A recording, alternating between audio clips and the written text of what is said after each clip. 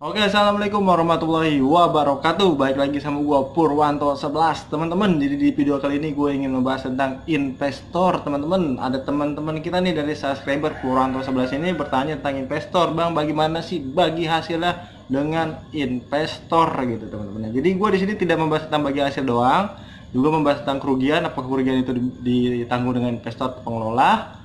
Jadi nanti kita bahas bagaimana investor yang baik. Jadi nanti kita bahas juga, dan juga itu uang dari investasi itu halal atau haram gitu ya.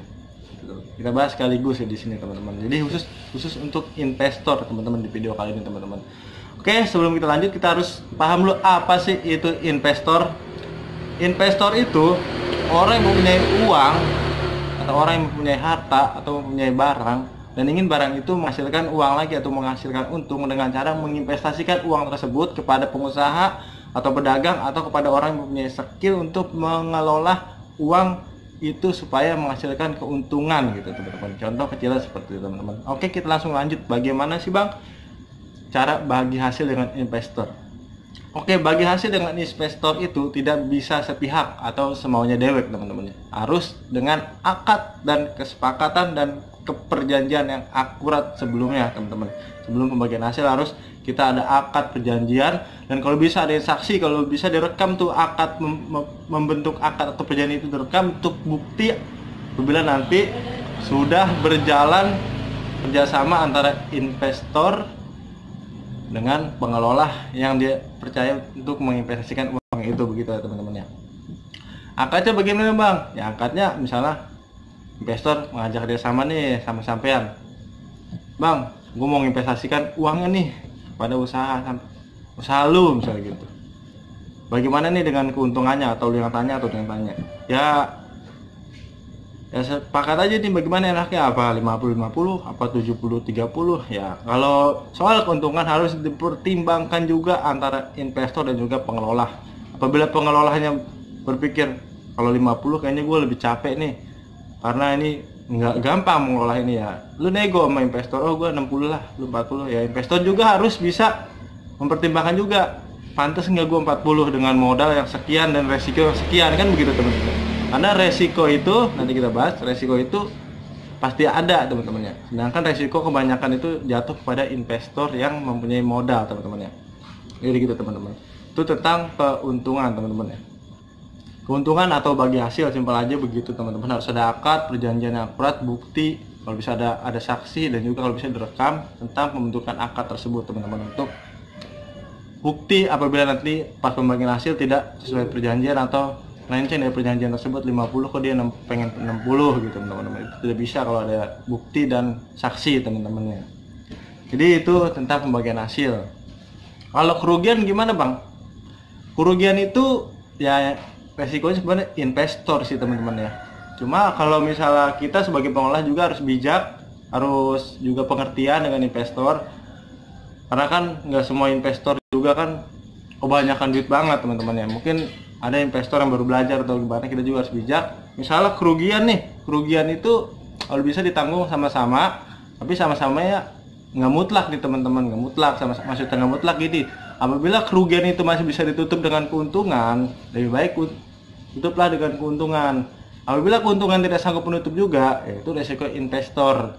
Dan untuk pengelola ya bagaimana anunya, pengelola misalnya ada sadar atau bagaimana, itu ya tergantung pengelola ya, teman-teman. Kita kan nggak tahu, pengelola tuh ada yang juga banyak duit juga, pengelola juga ada yang benar-benar emang membutuhkan investor bener karena dia nggak punya modal gitu, teman-teman. Itu tergantung pengelolanya kalau masalah kerugian.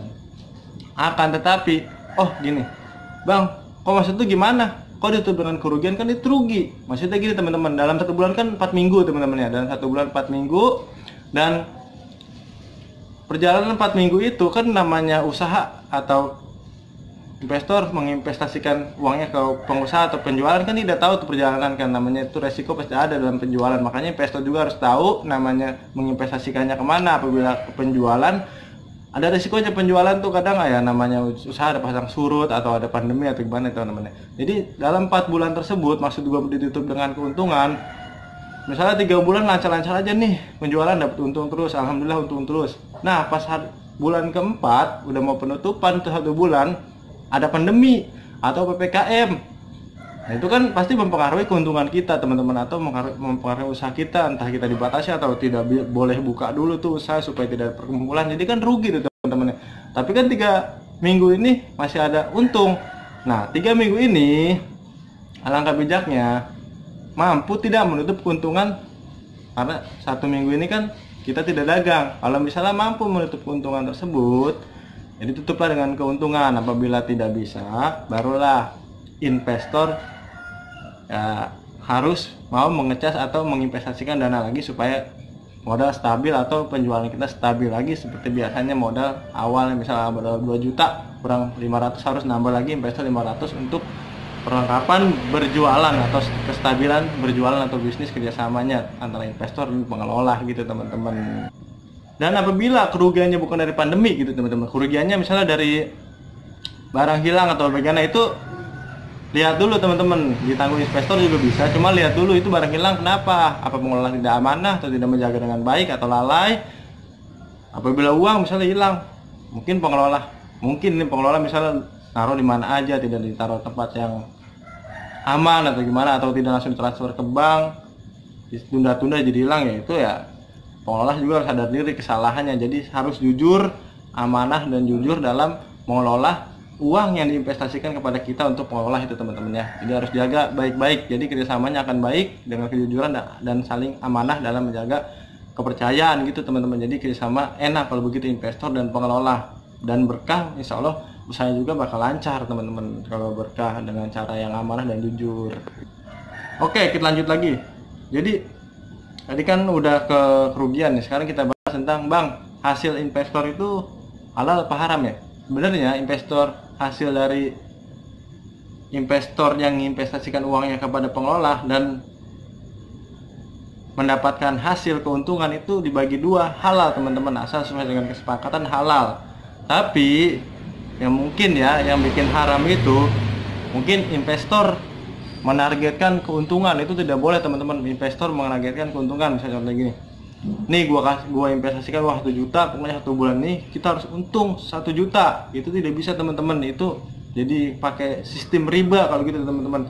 Sistem riba sama menginvestasikan emang sama-sama agak mirip ya teman-teman, agak mirip, ingin sama-sama mendapatkan untung. Cuma kalau riba itu harus untung, pokoknya gua harus untung. Gua nggak mau tahu mau usaha lu ada masalah, mau usaha lu bangkrut atau usaha lu punya musibah, pokoknya lu harus tetap membayar lebihnya 500.000 gitu. Tapi kalau investor tidak boleh begitu, tidak boleh membebani pengelola atau mendesak pengelola tentang keuntungan. Harus mau tahu sebab dan akibat kenapa ini omset berkurang atau rugi atau tidak untung gitu teman-teman. Harus mau tahu kalau investor, makanya dihalalkan. Hanya beda sama riba ya teman-teman ya. Walaupun sama-sama mencari untung, bedanya investor harus terima apabila ada kerugian. Namanya invest ke pedagang kan pasang surut, pasti ada kerugian. Begitu teman-teman kalau investor. Dan bisa juga haram apabila teman-teman tidak cari tahu. Gue ngimpes aja, tahu ngimpesnya ke orang yang perusahaannya mengelola miras. Itu walaupun duit kita halal, tapi kalau kita menginvestasikannya, kita investor menginvestasikannya kepada pengusaha miras, ya bakal jadi haram teman-teman hasilnya teman-teman. Jadi kita harus teliti jadi investor dan juga jadi pengelola. Oke, lanjut. Selain daripada investor juga tidak boleh menekan keuntungan, pengelola juga harus sadar diri nih. Ini investor menginvestasikannya uang kepada saya, kepada gua, dia mengamanahkan nih uang. Tidak boleh uang ini dipakai untuk kepentingan pribadi tanpa sepengetahuan daripada investor tersebut. Contohnya teman-teman, uang investasi itu dipakai buat kepentingan pribadi, contohnya buat beli pulsa atau buat beli baju tanpa sepengetahuan daripada investor tersebut, itu akan tidak berkah. Jadi dalam kerjasama itu tidak ada kejujuran. Jadi ya kalau begitu mungkin bisa haram, jadi kayak mencuri gitu teman-teman.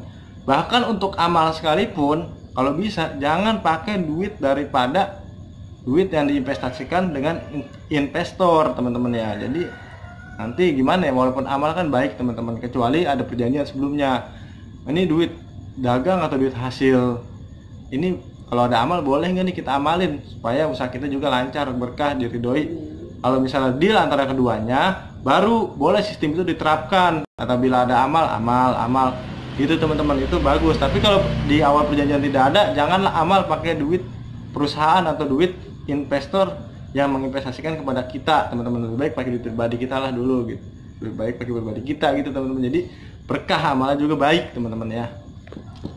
Dan investor juga ada namanya investor jangka panjang dan juga investor jangka pendek ya teman-teman ya. Investor jangka panjang tuh bagaimana sih bang? Investor jangka panjang itu kalau misalnya teman-teman nih ada, misalnya teman-teman pengen jadi investor nih, pengen investor jangka panjang, itu biasanya investornya ke tanah atau ke emas teman-teman ya.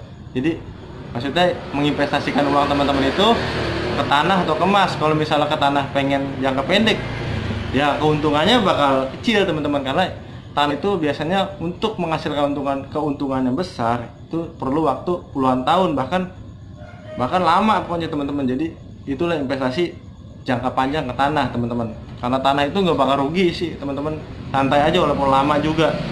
Nggak kayak usaha, misalnya teman-teman menginvestasikannya ke usaha yang baru berdiri, karena teman-teman yakin ini brandnya udah mantep, jadi teman-teman menginvestasikan, namanya baru merintis. Jadi uang yang teman-teman investasi itu belum bisa diambil keuntungannya karena baru merintis perusahaan itu gitu teman-teman. Itu jangka panjang.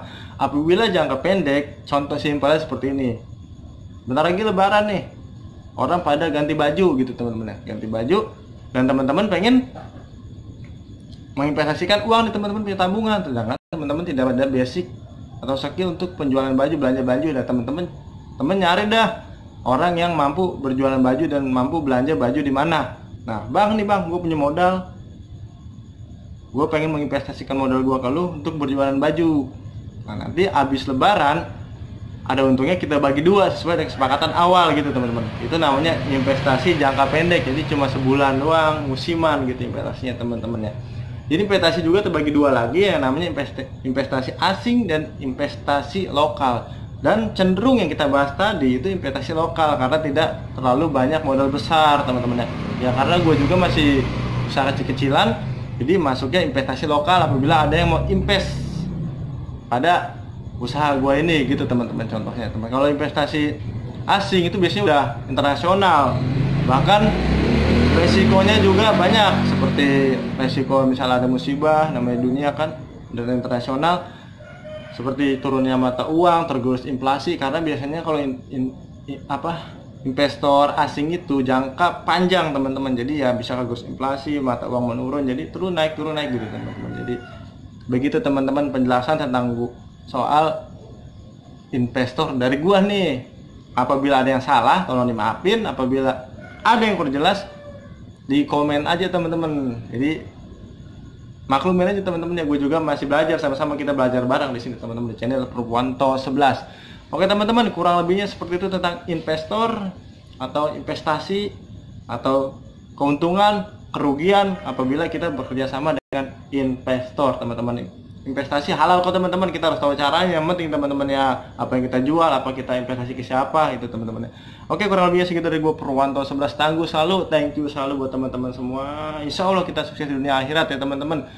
Salam dari gue Purwanto 11. Assalamualaikum warahmatullahi wabarakatuh.